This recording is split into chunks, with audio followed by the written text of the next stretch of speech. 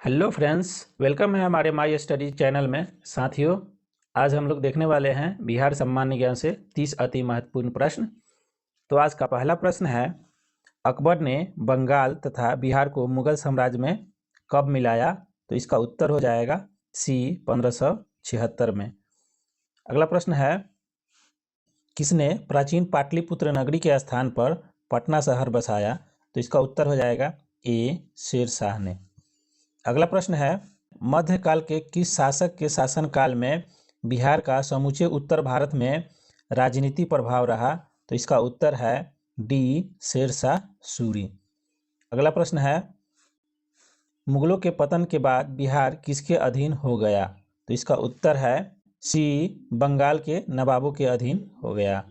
अगला प्रश्न है, सम्राट शाह आलम द्वितीय ने ईस्ट इंडिया कंपनी को बंगाल तथा उड़ीसा की दीवानी प्रदान की? तो इसका उत्तर हो जाएगा ए 12 अगस्त 1765 को। अगला प्रश्न है, किस मुसलमान शासक के शासनकाल में बिहार की खोई हुई प्रतिष्ठा आंशिक रूप से पुनः स्थापित हुई? तो इसका उत्तर हो जाएगा डी शेरशाह सूरी के शासनकाल में।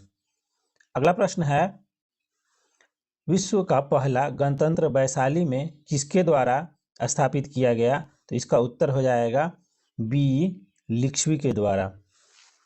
अगला प्रश्न है, बिंबिसार ने निम्नांकित किस राज्य से वैवाहिक संबंध स्थापित नहीं किया? तो इसका उत्तर हो जाएगा बी विदेश से वैवाहिक संबंध स्थापित नहीं किया। अगला प्रश्न है, राजकुमारी चलहना कौन थी? तो इसका उत्तर हो जाएगा ए वजी लिच्छवी राजकुमारी। अगला प्रश्न है, निम्नलिखित किस राजा ने वैवाहिक नीति अपनाकर अपने राज्य की स्थिति मजबूत की? तो इसका उत्तर हो जाएगा बी बिंबिसार ने। अगला प्रश्न है, अजातशत्रु ने अवंती के हमले से बचने के लिए किलेबंदी की थी, उसने वह किला कहाँ बनवाया था? तो इसका उत्तर हो जाएगा बी राजगृह में। अगला प्रश्न है, मगध की प्रारंभिक प्रथम राजधानी कौन सी थी? तो इसका उत्तर हो जाएगा सी गिरिवज्र। अगला प्रश्न है, किस शासक द्वारा सर्वप्रथम पाटलिपुत्र का राजधानी के रूप में चयन किया गया?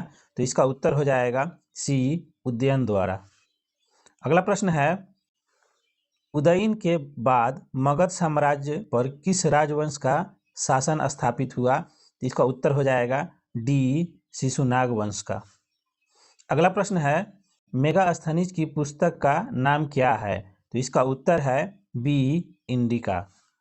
अगला प्रश्न है, पाटलिपुत्र को इनमें किस शासक ने सर्वप्रथम अपनी राजधानी बनाई? तो इसका उत्तर हो जाएगा सी चंद्रगुप्त मौर्य ने। अगला प्रश्न है, मौर्य काल में शिक्षा का सर्वाधिक प्रसिद्ध केंद्र था? तो इसका उत्तर है सी तक्षशिला। अगला प्रश्न है, कौटिल्य का अर्थशास्त्र कितने अधिकरणों में विभाजित है? तो इसका उत्तर है बी 14 अधिकरणों में। अगला प्रश्न है, निम्नलिखित में से चंद्रगुप्त मौर्य का विशिष्ट रूप से वर्णन हुआ है वह है? तो इसका उत्तर है डी चंद्रगुप्त। अगला प्रश्न है, किसके ग्रंथ में चंद्रगुप्त मौर्य का विशिष्ट रूप से वर्णन हुआ है वह है? इसका उत्तर हो जाएगा सी विशाख दत्त। अगला प्रश्न है, मगध के मौर्य वंश के शासन की स्थापना किसने की थी? तो इसका उत्तर है सी चंद्रगुप्त मौर्य ने। अगला प्रश्न है, निम्नलिखित में से मगध का कौन सा राजा सिकंदर महान का समकालीन था? तो इसका उत्तर हो जाएगा डी घनानंद। अगला प्रश्न है, नंद वंश के पश्चात मगध पर किस राजवंश ने शासन किया? तो इसका उत्तर हो जाएगा ए मौर्य वंश ने। अगला प्रश्न है, किस मगध सम्राट ने स्वयं को एकराट कहा है? तो इसका उत्तर है डी महापद्म नंद ने। अगला प्रश्न है, अभिलेखों में किस शासक का उल्लेख प्रियदर्शी एवं देवानामप्रिय के रूप में किया गया है? तो इसका उत्तर है डी अशोक।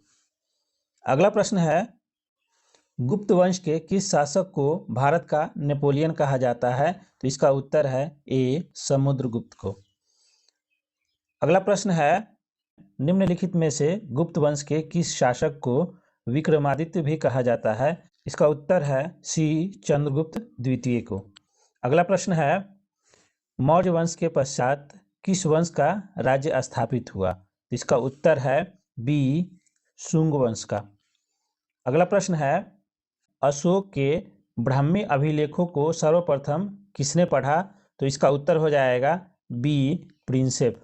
अगला और अंतिम प्रश्न है, केवल वह स्तंभ जिसमें अशोक ने स्वयं को मगध का सम्राट बताया है, तो इसका उत्तर है ए, मस्की का लघु शिलालेख।